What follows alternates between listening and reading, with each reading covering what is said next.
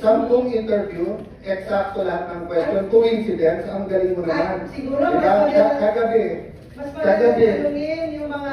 Hindi sila, radyo ang sinasabi ko. Ang point ko, ma'am, pwede bang stick to the issue tayo? Mr. Hindi, ma'am, Chairman. walang Ano na kaya din tayo bumaba? Kasi kanina pa gusto magpaliwanag ng DPWH, hindi sila O sige, pagpaliwanag natin. Ayos. O, mga bisita natin sa DPWH, pasensya na po kayo. Yun ang sinasabi ko sa inyo.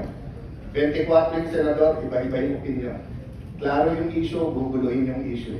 Hindi po ako nagugulo, Mr. Chairman. Sa pagpasok ko pala, ginugulo na yung issue. Ma'am, hindi magulo yung issue. Ang linaw-linaw ng issue, 23 billion galing sa staff mo. Ikaw yung pumupunta sa media, sa radyo, kung ano ang paninira, kung ano sinasabi mo sa akin. Sabi mo, may sumasaksak sa likod mo. Hindi ka sumamo ng attempted murder. Sino ba sumasaksak sa likod mo? Wala akong alam doon.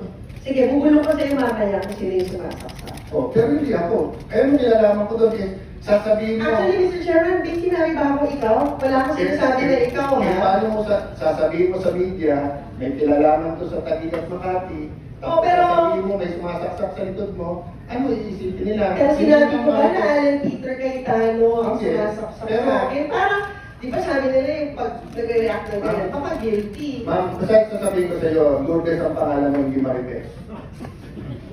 Kaya ayusin natin to, nakakaya na. Hindi po tayo marites, Mr. Kaya na Chairman. 23 billion, so anong gusto mong linawin dyan? Yun na nga eh. Ipasok natin sa record, anong gusto mong Kaya linawin? tanong ko lang sa DPWH, based on their record, magkano ba yung amount sa kanila? Ito nga ma'am, pinapakita ko na sa iyo ma'am. Ayan, nasa mic kanila.